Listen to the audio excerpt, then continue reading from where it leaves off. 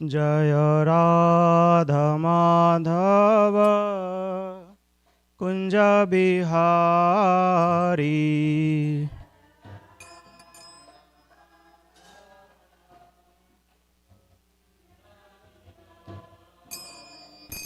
Jai Radha Madhav Kunj Bihari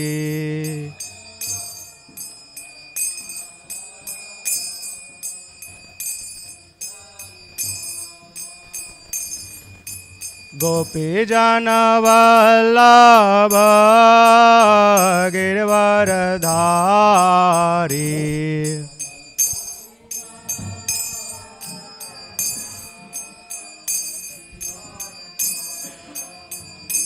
Jai Gopi Jan Vallabh Girvardhari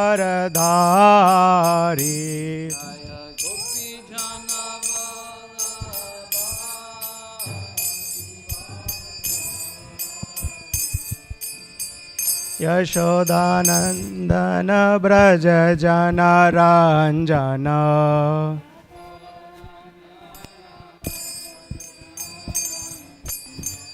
Yashodanandan Braj Janaranjan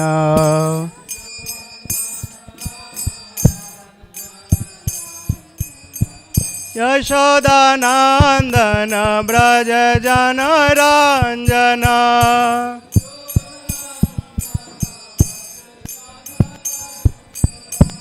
Jamuna Tirah बनचारी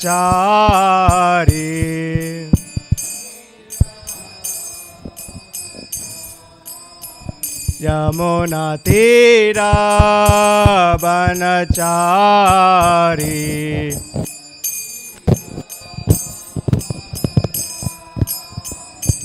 Jai Radha Madhav Kunj Bihari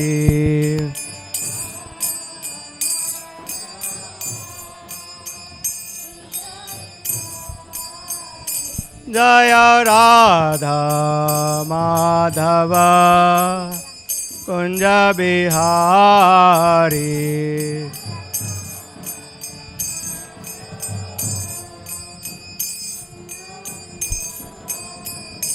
Hare Krishna Krishna Krishna Hare Hare Hare Ram Ram Ram Hare Hare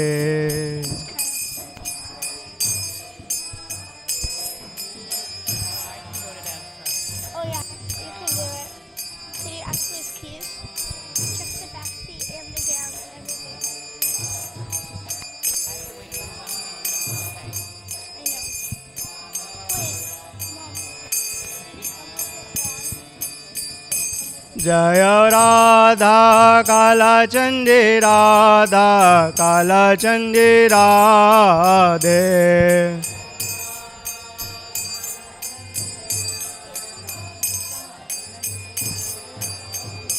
Jai Gaur Nitai Gaur Nitai Gaur Nitai Jai Gaur Nitai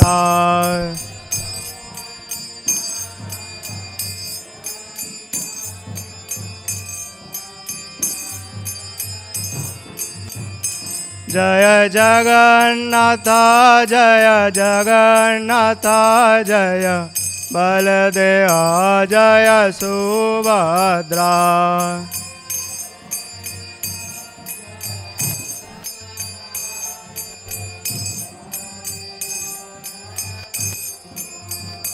Jai Jai Prabhupada Prabhupada Prabhupada Jai Jai Prabhupada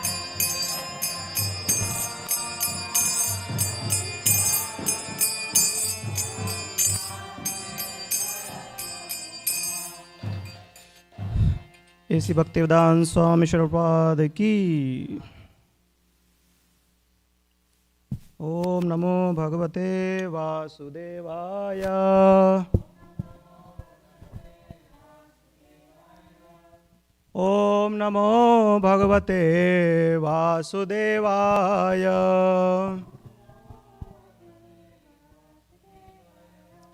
Om Namo Bhagavate Vasudevaya.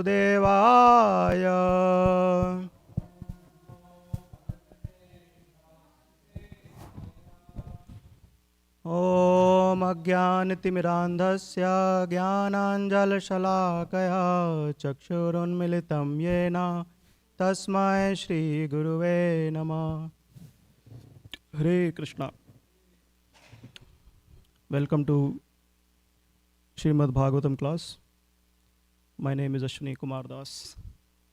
We are reading from Canto 9, Chapter 16, entitled Lord Parshuram Destroys the World's Ruling Class. We'll start from text 1 through text 9, and then the focus text is text 9. So we'll read each text one by one. Do we have a mic? Do we have a mic? Oh, okay, thank you. Okay, should I start? Text 1. Shukadev Goswami said, My dear Maharaj Parikshit, son of the Kuru dynasty, when Lord Parshuram was given this order by his father, he immediately agreed, saying, Let it be so. For 1 complete year he traveled to holy places. Then he returned to his father's residence. Yes, text 2.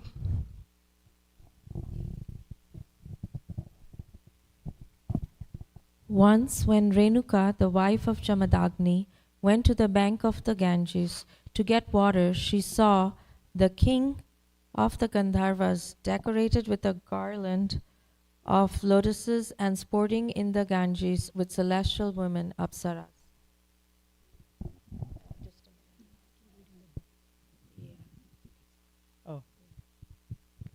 She had gone to bring water from the Ganges, but when she saw Chitraratha, the king of Gandharvas, sporting with celestial girls, she was somewhat inclined toward him and failed to remember that the time for the sacrifice was passing. Yeah. Text 4.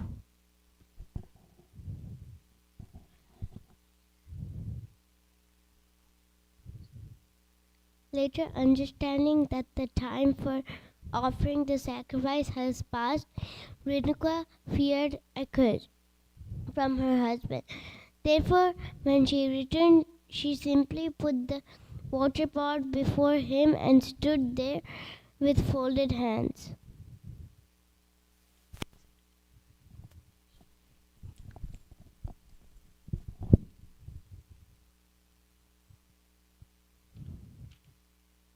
The great sage Damalagni understood the adultery in the mind of his wife. Therefore, he was very angry and told his sons, My dear sons, kill this sinful woman. But the sons did not carry out his order.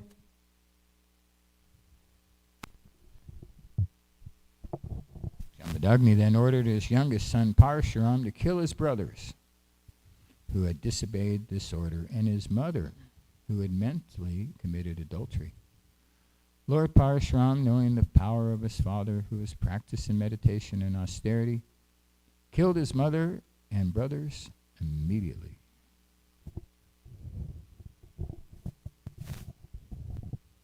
Jamadagni, the son of Satyavati, was very much pleased with Parshuram and asked him to take any benediction he liked.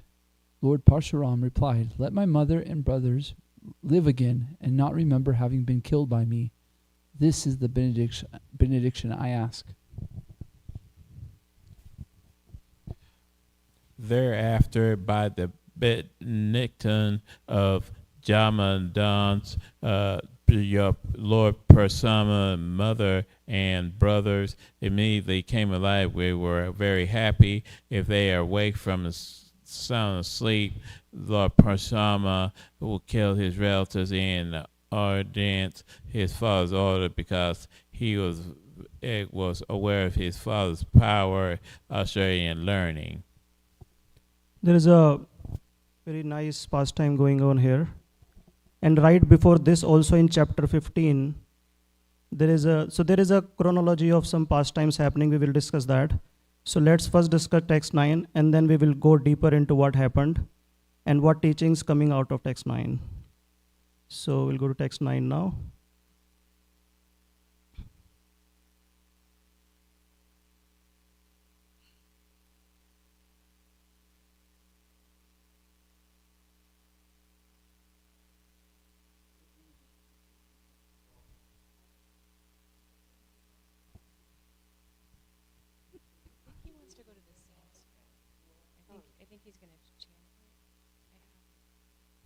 Shall I start? Yeah. Prabhu, did you want to read the English or you want to go Okay. to Sanskrit? Ye Arjunasya Suta Rajan Ismaranta Swapiturvadham Ramavirya Parabhuta Lebire Sharmna Kvachet Ye Arjunasya Suta Rajan Ismaranta Swapiturvadham Ramavirya Parabhuta Lebire Sharmna Kvachet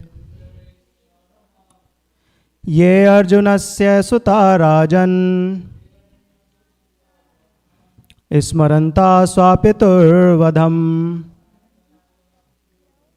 Ramavirya Parabhuta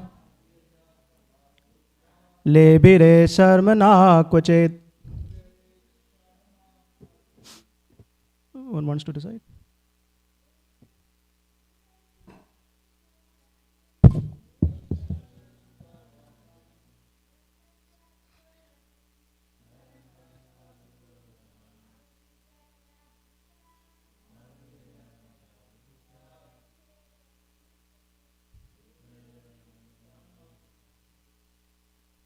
Anyone else? Ye Arjunasya Suta Rajan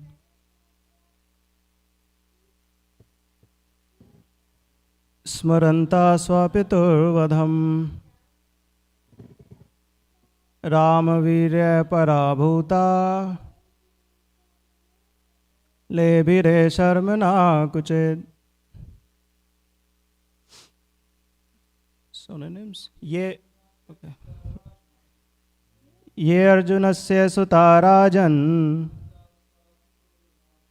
Smaranta Swapiturvadham Ramavirya Parabhuta Lebire Sharmana Kuchet. Synonyms. Ye, those who, Arjunasya, of Kartivirya Arjun, Suta, sons, Rajan, O Maharaj Parikshit, Ismarantaha, always remembering, Swapitu Vadham, their fathers having been killed by Parshuram, Ram Virya Parabhuta,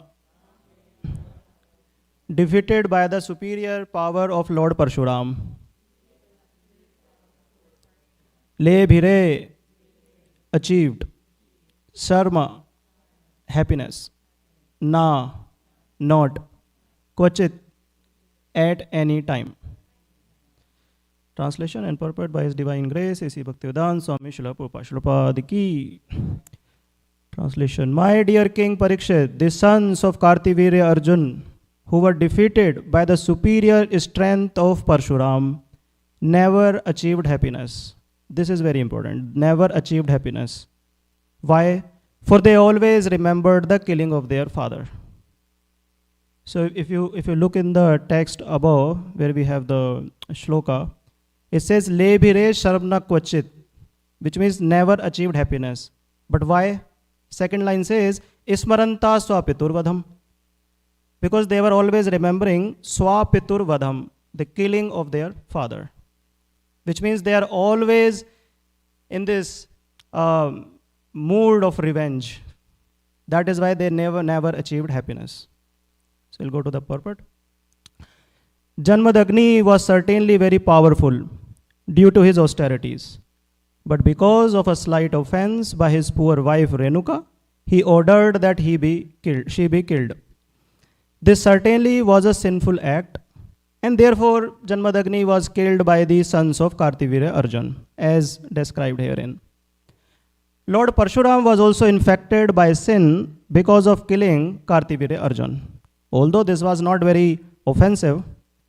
Therefore, whether one be Kartivirya Arjun, Lord Parshuram, Janmadagni, or whoever one may be, one must act very cautiously and sagaciously. Otherwise, one must suffer the results of sinful activities. This is the lesson we receive from Vedic literature.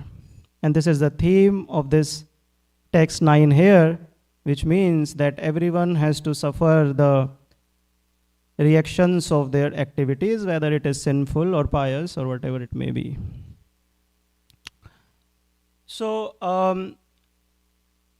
right before this, if you see, this is chapter 16 we are discussing here. In chapter 15, there is a nice connection between chapter 15 and chapter 16 we just started. So we'll discuss that interesting connection. So first we'll discuss the chronology of events happening here.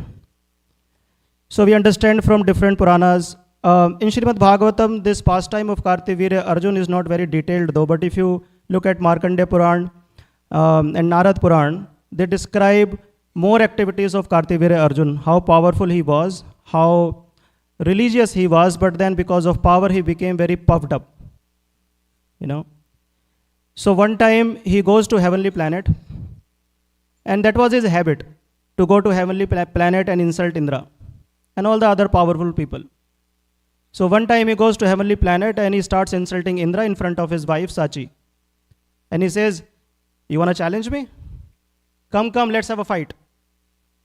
And Indra knew that he can't do anything in front of Kartivirya Arjun. He was so powerful. He had all the siddhis, Laguma and all those siddhis. He will become smaller than the smallest, taller than the tallest. He can go to any planet on his own will. He can do anything. He was so powerful. So he challenged Indra, and Indra was like a useless person, in front of Kartivirya Arjun. He didn't say anything. And right that time Varuna was there. And he asked Varuna, "Hey, you roam around everywhere. You tell me, have you seen anyone who can fight with me? I have this inching in my in my body. I want to fight with someone. Tell me. I want to fight." So Varuna said, "Oh no, you are so powerful. Who can fight with you? You are so powerful. No, I don't see anyone. But yeah, just as a slight competition, if you wanna satisfy your urge of fighting, there is a son of Janmadagni, Parshuram. You should try that." And he was like, "Oh, thank you so much. This is what I wanted. I wanted someone because I had this urge of fighting. Thank you." And then he started roaming around the forest and he ended up entering in the ashram of Janmadagni. And that time Parshuram was not there. And Janmadagni, as a sage, respected king very nicely. And he was not alone. This is very important. He was not alone. There are like thousands and thousands of his army and ministers with him. And Janmadagni, as a poor sage, has a small cottage, but he doesn't have much, but he gave very nice reception to the king.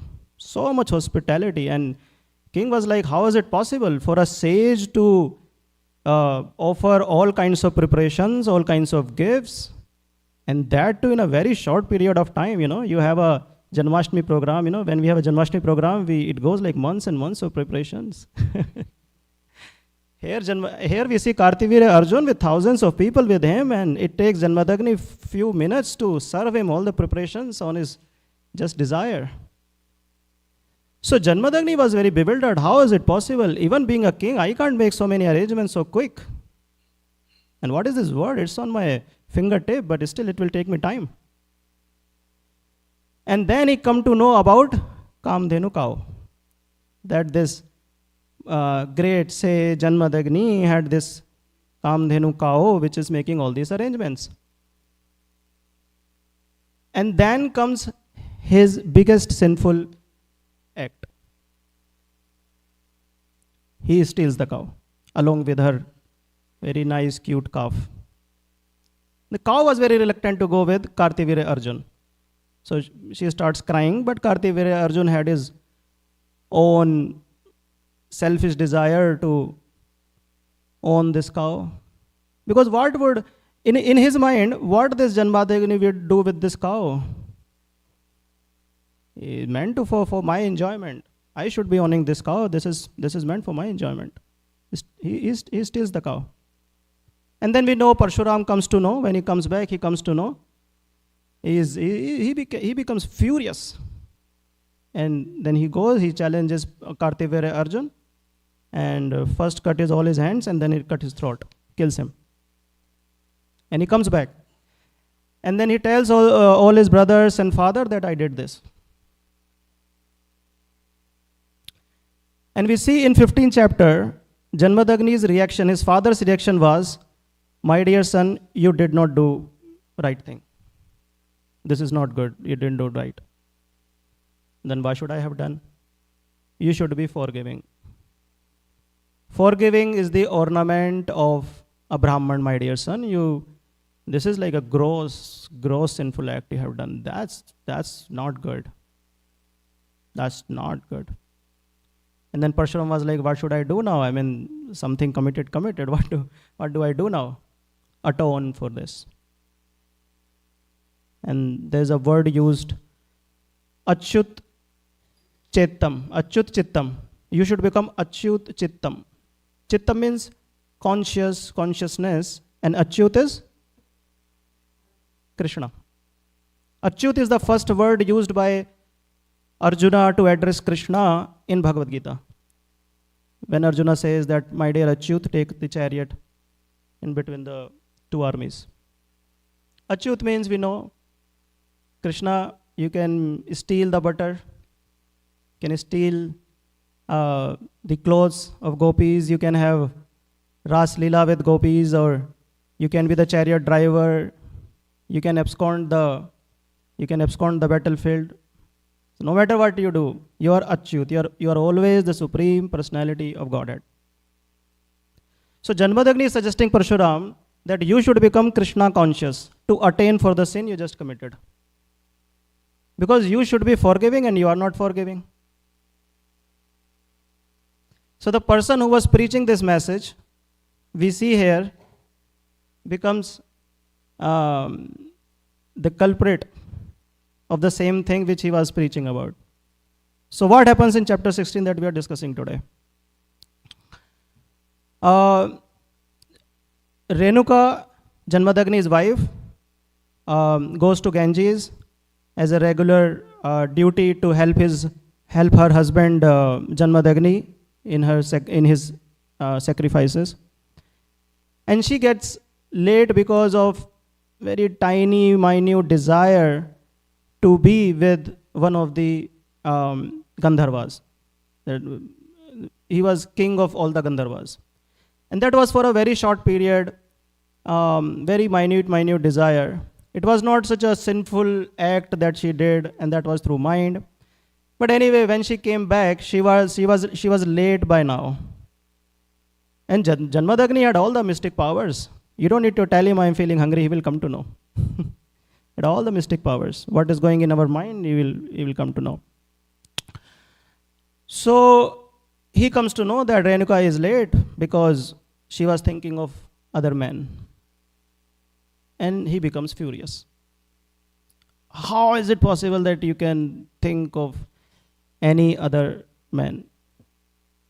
You know. And then we know the whole pastime. He calls his first son, and he says that this woman is very sinful. Cut his throat. And then, he says, how is it possible? He didn't even say that, He didn't even say that. Janmadagni was able to understand that he is reluctant to do it. He doesn't want to do it. He becomes more furious. He calls the second son. cut the throat of your mother and cut the throat of your brother also. Your mother is sinful and your brother is disobeying my order. Kill both of them. Again, other son also is not saying anything. But Janmadagni comes to know that he is also reluctant, becomes more furious. Then calls the third son. Then calls the fourth son. Finally, Parshuram. By the time Parshuram came, he was like, I will burn this universe. He was so furious. And then Parshuram, as Bhagavatam explains, Parshuram knew the strength, the austerities, penances, and all the mystic powers of Janmadagni. So he killed his mother, all his brothers. And then he was satisfied. Who? Janmadagni. He was satisfied. I am very pleased, Parshuram. Now you can ask me any benediction. And then Parshuram says, I want them to come alive, and I also ask this benediction that they should not remember anything, that I killed them. So whether it is Kartivire Arjun, who wanted the ownership of Kamdhenu cow, whether it is Janmadagni was actually preaching this message of forgiving. Parshuram, you should forgive. This is the ornament of a Brahman. And here we see he forgot his own message.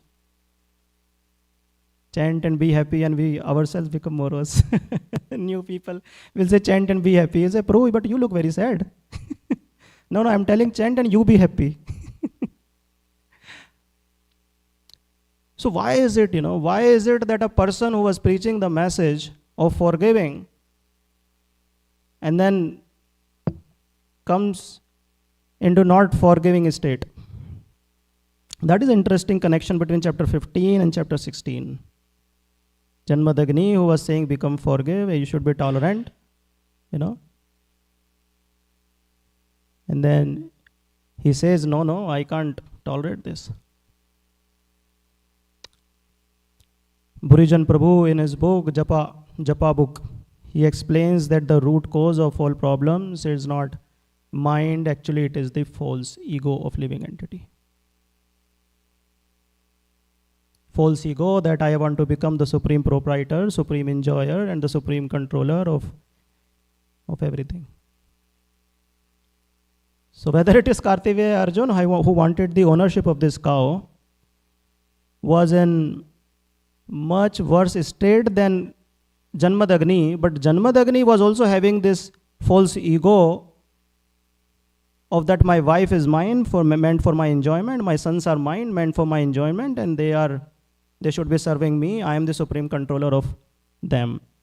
Yeah, he was on an advanced stage in terms of looking at other living entities and other people and things in the universe, but still the false ego was there from his family perspective that they belong to me, they are supposed to be serving me, they should be following me. That false ego was still there.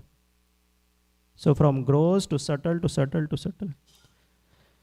So whether it is Kartivire Arjun who wanted the ownership of Kamdhenu cow, whether it is Ravana who wanted to enjoy Mother Sita, whether it is Hiranyakashipu who wanted control of poor Prahlad Maharaj, or whether it is Duryodhan who wanted proprietorship, controllership and enjoyment of Kuru dynasty, this false ego destroys everyone.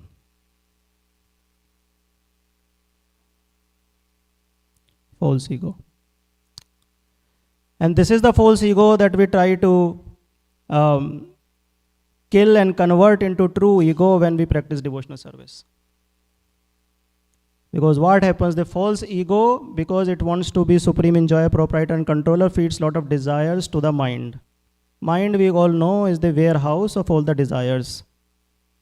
But what is feeding the mind with these desires?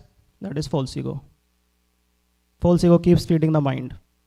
Enjoy, enjoy, enjoy, enjoy, enjoy.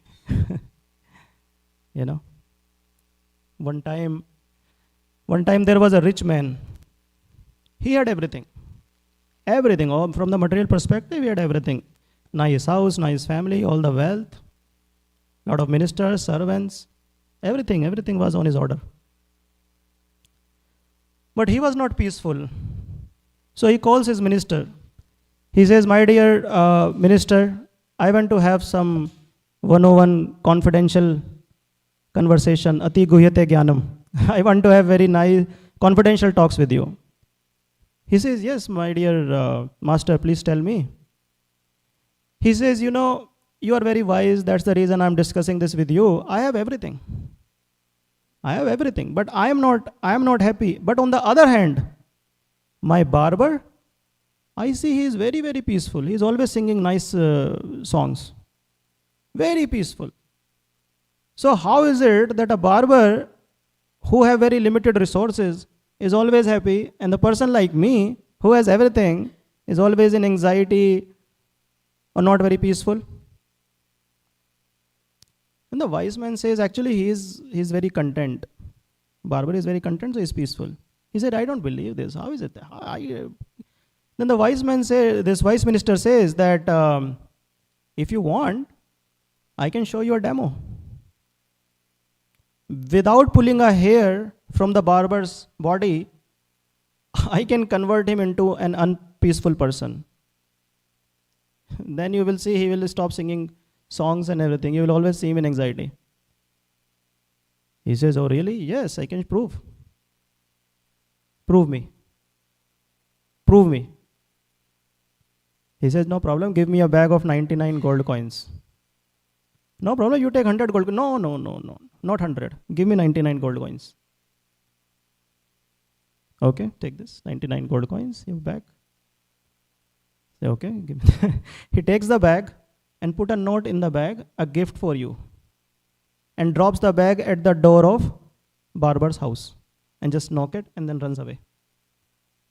So barber opens the gate and he sees there is a nice bag dropped in front of his house. He picks the bag. He's very excited. He picks the bag, opens it, and takes the note out which says a gift for you. He smiles and takes the stuff out. He says, oh my God, gold coin. Wow. And there is second gold coin. Amazing. Third gold. Wow. And then he keeps counting. 1, 2, 3, 4. By the time he reached 90, what he was expecting? 100 gold coins. Correct?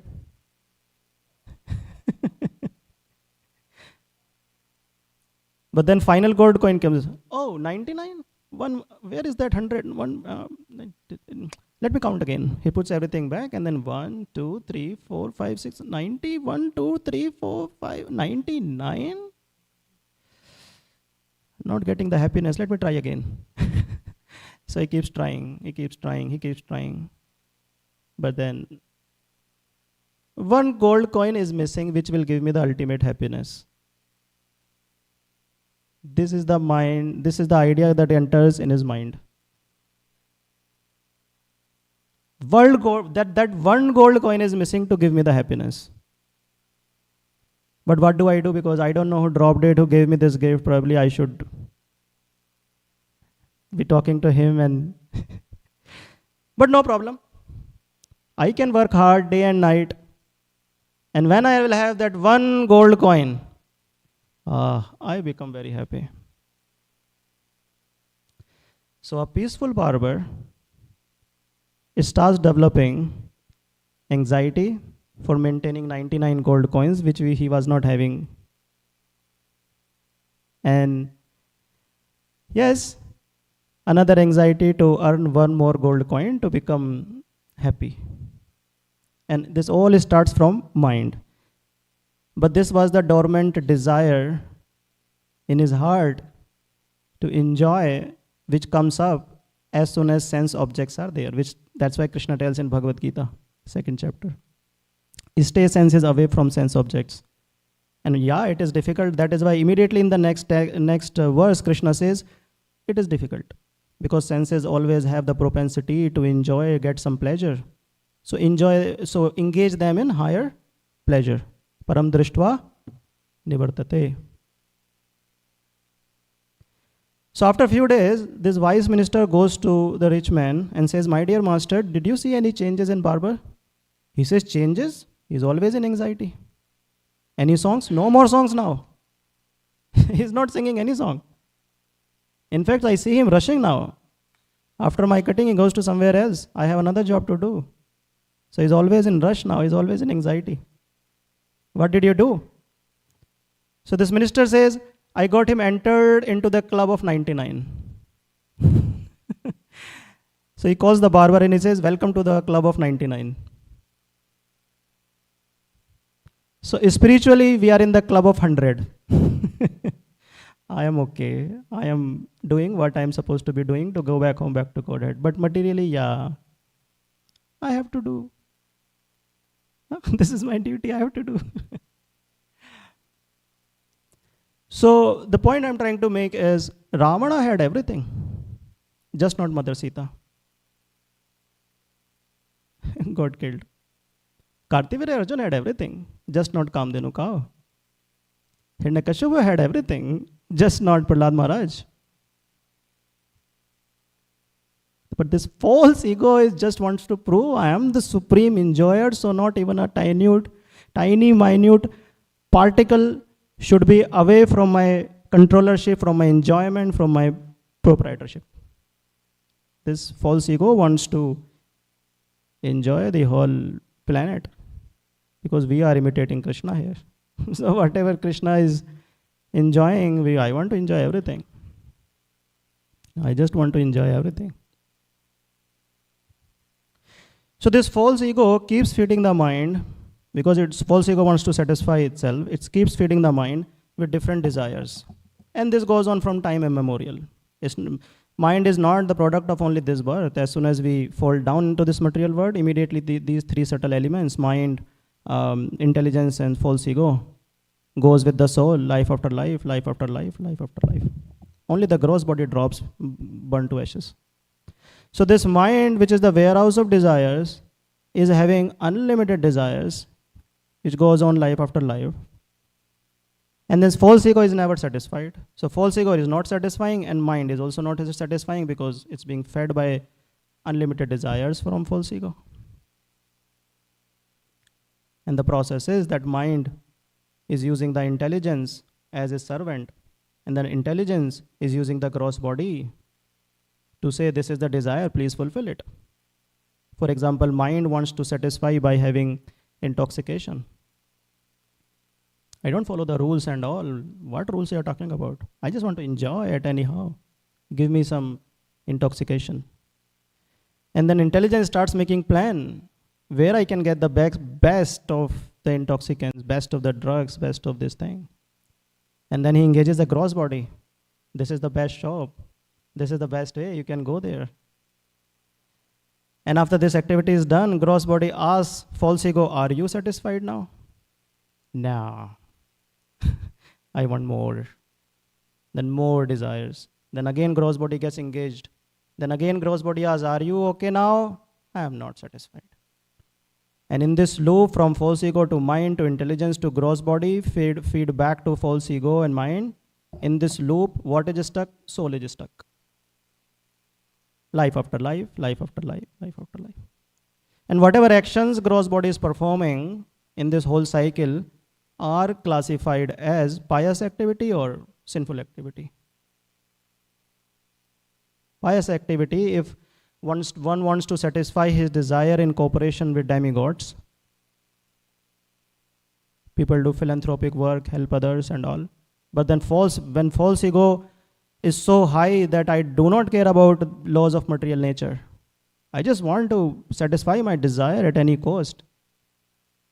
Then he doesn't want to, living entity doesn't want to cooperate with the laws of material nature. He just wants to, then it becomes sinful act. But in any case, whether it is sinful act, whether it is pious act, result is that we stuck in this material body.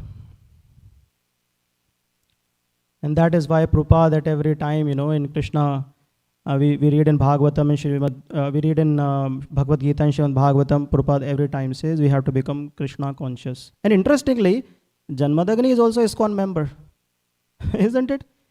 He's also asking Parshuram not to do anything else but become Krishna conscious to atone for the sin he had committed.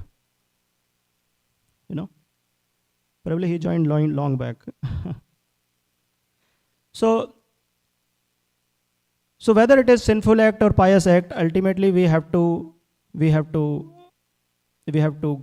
get a material body. But what is the problem? I will do pious act and I will get a nice heavenly body. What is the problem? I can enjoy there. I will go to moon planet and I will have a nice somras there. I am following the rules here. I am not having intoxication, but yes, I will do nice pious activities and I will go to moon planet. I will have nice somras there. I will enjoy that intoxicant for very, very long time. What is the problem in that? There is a nice pastime in Mahabharata, and this pastime is of King Nahush. Anyone heard about Nahush? Anyone heard about him? Nahush? So one time, we read in Bhagavatam, there is a pastime of Virtasur, right? So when Indra kills Virtasur, by the time Virtasur is dying, Indra comes to know, oh my God, he was a Vaishnav. Because he was reciting prayers of Lord Vishnu. And in fact, he was asking Indra, come, kill me, do not be fearful. And Indra had that weapon and Lord promised him, Dadichi gave his body, he should be very confident. But in fact, Indra was very fearful, looking at the power of Virtasur. But Virtasur was making him confident, Indra, don't be fearful, just kill me because I am going to go back home, back to Godhead. Lord, my dear Lord, please, I am done with this body. And he was crying in tears. And at that time, Bhagavatam says all demigods were praising him. All the demigods were praising him. They're saying, wow, Virtasur, joy. So the point I'm trying to make is Virtasur, while he was dying, Indra comes to know that he is a great Vaishnava. And once Virtasur is killed, Brahaspati tells Indra that Indra, actually you did great offense. He's a Vaishnava. I know, but what could I have done? Actually, you should now atone for it. What do I do? You atone for it, do this for 1,000 years. And during that, you cannot be the king because you will be busy in performing all these sacrifices and all. He said, yeah, you're right, I should go. So that time, this position of Indra is vacant. There is no Indra that time. He leaves, he goes to earth and he starts performing all the austerities. Now, there should be someone. How can country be run without a prime minister or president? There should be someone on the post. So there was no king of demigods that time. So all the great 7 sages, they decided that we should have someone who should be the king. So who deserves to be another Indra becomes a question of debate among them. They have a nice meeting and then they decide we have a king on this earthly planet named Nahush. He should become next Indra. So all the sages come to Indra. All the sages come to Nahush. And they say, my dear Nahush, there is no Indra at that time in heavenly planet. So we request you please come and be the part of the family. And he humbly declines the request. He said, I don't think I'm capable, I'm not qualified. He said, we will make you qualified. You are already qualified, but still if you think we'll make you qualified, this is our order. Come and become the king of heavenly planet. He says, oh, great sages, you are great. I'll become the king of heavenly planet. I'll become next Indra, no problem. I will take this responsibility. So he becomes the king, he becomes the Indra. Nahush was such a pious king, such a pious king. Can you imagine one is eligible to become next Indra? Not only that, even sages are coming to request him to become Indra. Such a pious king. But as soon as he becomes Indra, he is puffed up with this sense of proprietorship, enjoymentality and controllership. He will not think of anyone. All the apsaras are meant for my enjoyment, all demigods meant for my enjoyment, even all sages also, they should be following my order. Why? Because I am Indra. You should be worshipping me. Why do you keep worshipping Vishnu and all? Worship me. Same Nahush, who was such a pious person, he comes to this stage.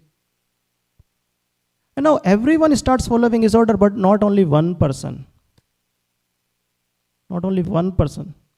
He wanted to enjoy that person and he was not following his order. Anyone knows who was that? Indra's wife. Previous Indra's wife, Sachi. I want to enjoy Sachi. But Sachi said, my dear new Indra, I am a chaste lady. How can you even think of enjoying me? Please. Please. Then he says, what are you talking about? Your purpose is to satisfy Indra. I am Indra. Be with me. No, please. No, I want to enjoy you. Then she runs and takes shelter of Brahaspati, Guru. Like we do in our life also, We try to call Shiksha Guru, Diksha Guru. We take their shelter, their guidance. Brahaspati says, no problem, you stay in my cottage, no problem. I'll protect you. Nahush, like the new Indra, he comes to know that yes, he is under Brahaspati's protection. He comes to know that. So he should be kept quiet now. Anyway, he has everything. Right? He has everything. Like in case of everyone, Duryodhana, Hiranyakashipu, Ravana, you see, they had everything. Just not one person. Just not one person who can give me enjoyment, control, and this. They just not Pandava, just not Sita, just not Prahlad. So just not Sachi. He was very impatient. Always in anxiety. What is the use of becoming Indra if I cannot enjoy Sachi? What is the use? So became very impatient and he sends few messengers to Brahaspati's ashram. We are Indra's servants, we are here, we brought his message. Okay, what is that? He is calling Sachi. He wants Sachi back. Then Sachi again asks Brahaspati. Brahaspati says, you tell them that you can come only when he will come in a big palanquin carried by 7 sages. He said, but if he will come, what I will do? Don't worry. I am telling you, you trust your spiritual master. Trust your guru. Okay, we'll do that. He tells the same message to messenger. Messenger goes back to new Indra, Nahush, and Nahush says, wow, that's amazing proposal. He immediately tells 7 sages, palanquin is ready. I'm going to sit in it. You carry me up to Sachi. And he was very impatient because he was like, now I'm going to enjoy. I have been waiting for this day for so long. And this is the day. This is the day when I'm going to fulfill my desire of enjoying Sachi. He was very excited. He just wanted to go to Sachi like in the next moment. He was so impatient. And then 7 sages immediately says, yes, sir. The position of sages, is so exalted, but they are so humble. They say, yes, sir, you are new Indra. Definitely, yes. Please have a seat in your palanquin. We'll carry it on our shoulders, no problem. And while they are carrying it, this guy is so impatient. He's like, run fast. You skeletons. Can't walk properly. Sages are very tolerant. They kept tolerating. And this guy becoming more and more impatient. Then what does he do? He takes his leg out and kicks the head of Agastya Rishi. You can't run fast, And then he kicks Agastya Rishi. Now this was too much. That's like the height of everything. Rishis know that this is what he gonna end up to, another Ravana or another Hiranyakashipu or another big demon, This was like done. That's the height of his sin. That's the height of his false ego. So immediately Agastya Rishi turns and curses him. You don't deserve to keep legs. Legs are supposed to go to the temple and worship the Supreme Lord Hari. Legs are supposed to perform our duty as a father, mother, king. Legs are supposed to serve the devotees. But you are using the same leg to enjoy your senses, and to such an extent that you are so impatient, to such an extent now that you are ready to even disrespect the sages, to such an extent that you are ready to even kick them. Not forgivable.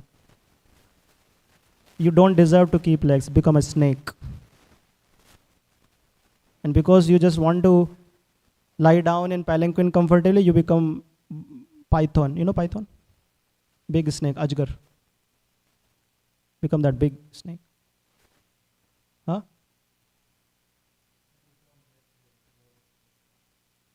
Yeah, okay. Yes. Python. And then he atones, he immediately comes to his senses, he says, oh my God. And immediately like, wow, I became intoxicated with the power. I'm so sorry. Time is gone, but you are sorry, but time is gone. Once a curse is given, it's given. Can't take it back. But help me so I can get out of this body of being in this animal body. There is a long pastime how he is later on liberated by Yudhishthira Maharaj in Mahabharata. But point I'm trying to make is how this pious person, the pious activities of this person ended up giving him a body of animal. Eventually. Because of what pious activity will do, they will give you some material benefits in form of money, in form of post, probably fame. But everything material feeds up the false ego, which is the very root of our existence in this material world. We read in Ramcharitmanas, when Hanuman first meets Ramana, he says, Raman, I am folding my hands in front of you. Please give Sita back. Lord Ram is the Supreme Personality of Godhead. If you will take his shelter, he will forgive you. Because he is Kirpa Sindhu. Kirpa Sindhu means he is the ocean of mercy. Like how much water is there in the ocean? Hey, what are you saying? Water all over. So is the ocean of mercy means mercy all over. Even though you have committed a biggest sin, but still at this point, if you go and fall in the feet of Lord Ram, he will immediately forgive you. Actually, that is the worry of Indra also. When Bharat came to know that Lord Ram has gone to forest, for 14 years, he starts crying. He says, I cannot bear his separation. I immediately want to go and meet him. So he starts walking with all his army to meet Lord Ram. And that time, we read that trees were crying, looking at the love of Bharat. Trees were crying and stones were melting. And every step he was placing on the ground, the earth was getting softer. So Indra was thinking, if this is the situation of hard things like stone and earth and trees, then what would be the situation of Lord Ram? Ram has a soft heart anyway. So he will melt and he will say, no, Bharat, do not cry. I am coming with you to Ayodhya. And if Ram will go to Ayodhya, who will kill all these demons? So that was Indra's worry also.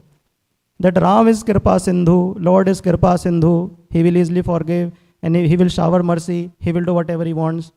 Then who will kill the demons who I am hiding from so many years and years?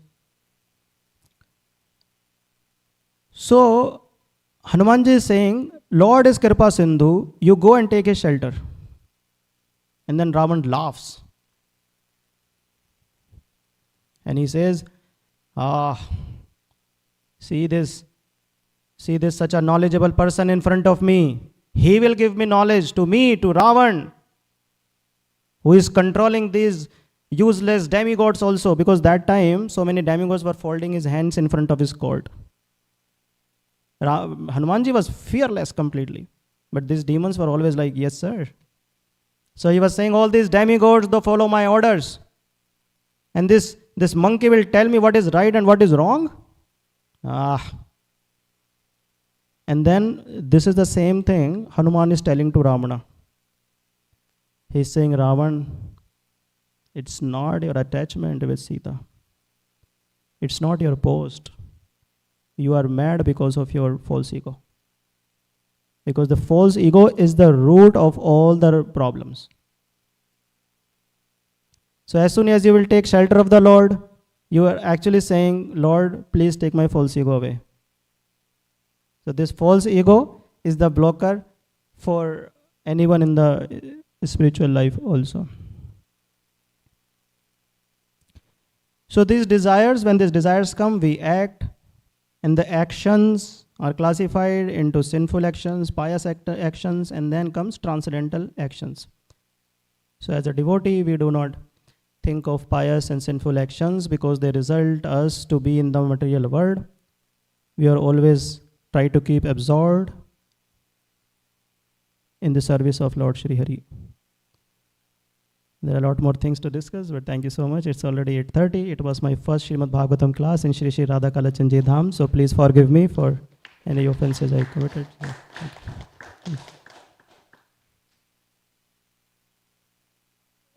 I don't know, it's already 8:30, but if someone wants to share something. Oh, okay, thank you. Yes.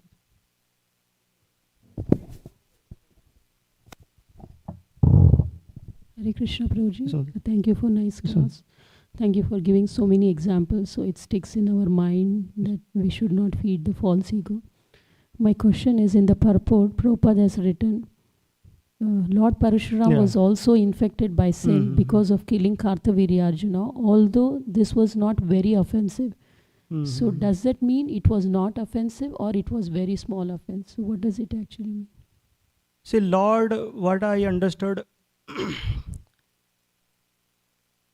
like the sunlight is always pure. It goes to filthy places also. But sunlight is always pure. Lord is always in that state. Yeah, from moral standards, we can see, oh, Krishna is doing Ras Leela and all these things. From moral standards, he did something which might look less offensive, more offensive, no offensive. But Lord is Lord. In Mahabharata, if you see, the same confusion is there to Uttang Rishi also. So what happens? When Mahabharata war is over and Krishna is going back to Dwarka, on the way, Uttang Rishi meets him. And Uttang Rishi says, oh, my dear Lord, I came to know you went as peace messenger to meet all the Kauravas. Yeah, I went there. Oh, please tell me everything. How did you settle their fight? How did you make them settle in their homes, in their kingdoms? Please explain me everything. Then Krishna says, my dear Uttang Rishi, there is no one, almost hardly any man left. All the warriors have been killed. Then he became furious. Uttang Rishi, he knew the position of Lord Krishna. That is why he was saying that, oh, you are Lord, you must have settled all the fight. So all of them must be living peacefully now. So he became furious. He said, how you could have let that war happen? You are Lord. I am very angry with you. I will curse you. I will curse you. Because you are Lord. You could have done. You could have stopped the war. I came to know, I heard from someone you went as peace messenger, so I was at peace. But now you are telling there was Mahabharata war, all the warriors have been killed. No, you could not have done that. I will curse you. And that time, Lord Krishna tells the same thing to Uttang Rishi. He says, my dear Uttang Rishi, before you waste the results of your austerities and penances in giving me curse, before you waste that on me, I will take that curse. Krishna takes the curse of Draupadi also. Right? But did he do any wrong? Or did he do any right? Right and wrong is the moral standards of this world, is above that. But what he's telling to Uttang is the same thing. He says, my dear Uttang Rishi, in whatever form I come, I behave in that way. I come as Vamandev, I take Bhiksham Dehi. Does he need to say anything like that? Sir, you are the owner of the entire millions and millions and millions and universes. Unlimited universes. Do you need to say Bhiksham Dehi? He says, no, because I came as Brahmana, I am doing this, Bhiksham Dehi. Because I come as Narsim Dev, I am roaring like a lion. So whatever, because I come as Matsya Avatar, I am swimming in the water. So he's saying, my dear Uttang Rishi, in whatever form I come, I start behaving in that way because from the moral standard perspective of from that form. So he's unlimited, but when he starts engaging with the living entities, then he starts behaving in that perspective, and from that perspective he becomes less offensive, more offensive, or whatever you can say, but he's always like sunlight, goes everywhere, but always untouched. So my other question is, Prabhu, like you mentioned in 15th chapter, Jamadagni tells Parashuram, Lord Parashuram, Yes. that you have committed a sin, you have to be forgiving as a Brahmana. Yeah. But here he doesn't follow the same thing. And of course the sons... Same thing means again kills the warriors. No, here Jamadagni is not forgiving, right, to his own wife and his children. Yes, So correct. he's not following what he preached, like you also mentioned. Yeah. So, and Parashuram is he's Lord incarnated himself, and he is more powerful than Jamadagni. So he's not fearful of Jamadagni doing anything to him. No. So why didn't Parashuram tell his own father, like, you told me Brahmanas are forgiving, so why are you not forgiving to my mother and, my sibling, my brothers? No, he is not in that role. He is in the role of faithful disciple of his master. Yeah, bodily as a son. But if you will see after text 9, in the same chapter that we discussed, after killing their son also, Kartivir's son, he again go for atonement and he bring Janmadagni back to life. So it's the role that he was playing.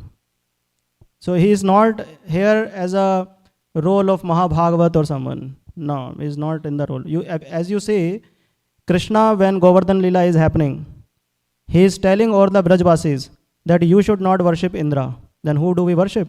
Worship Govardhanji. He should be telling, I am the Aham Sarvasya Prabhu. I am everything.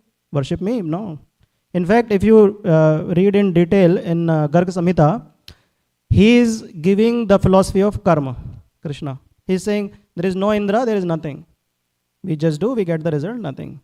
Indra is not very intelligent. Whatever rain, if he is intelligent guy, why he is showering rain on stones and mountains and all the things? He should be showering rain only on seeds to become them tree or anything. So there is no Indra. So if you see like this, there are so many leelas. But he is performing a certain role, and based on that he will act. Does that make sense? Thank you. Yes, Mataji. Jamadagni told Parshuram that he did an offense by killing Kartavirya Arjuna. How did he get rid of that offense? How did he get rid of... so Janmadagni suggested him that for 1 year he should go to all the holy places and serve the devotees there. And then he should try to come to the stage of Krishna consciousness. So it is there in text 1. Today's chapter, text 1 says that he goes to all the holy places and comes back to Janmadagni after spending 1 year in all those places. So that's the process Janmadagni suggested that time. We can chant Hare Krishna sitting on nice couch in our AC room and become Krishna conscious. Yes, Vaji.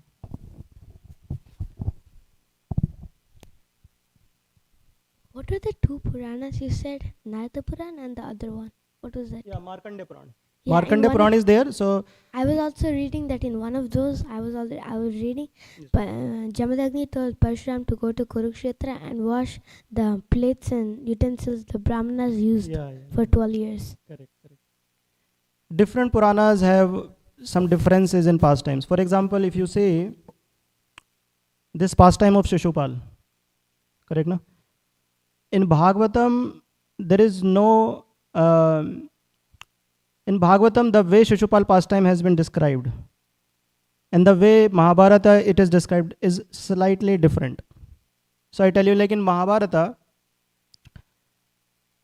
when Shishupal is abusing Krishna, or who he is, he doesn't do anything and things like that, then we see there is almost no role of Sahadev. We just see that in Mahabharata that Sahadev comes and sits in the lotus feet of Krishna and he starts massaging his feet because Bhishma is saying he should be worshipped. And right then, Shishupal starts abusing Krishna in different ways. And that time Yudhishthir comes, tries to convince Shishupal that he should not be doing that. And then Bhishma is furious. But in Bhagavatam, if you read, you will see that Sahadev is having discussion with Shishupal. So in the past times, different Puranas based on Kalpa and all, there might be slight differences. But then when we look at Srimad Bhagavatam, then this is what we refer as a golden source. Slight variations in other Puranas is possible based on time, place. These are details. That is my understanding. Okay. Thank you so much, everyone. Hare Krishna. Srila Prabhupada ki jai. Vancha kalptarubhascha kripa sindhu patitanam pavnebhyo vaishnavebhyo namo namah. Anant koti Vaishnav Vranda ki jai. Srila Prabhupada ki jai. Srimad Bhagavatam ki jai. Hare Krishna. Jai Hare Krishna.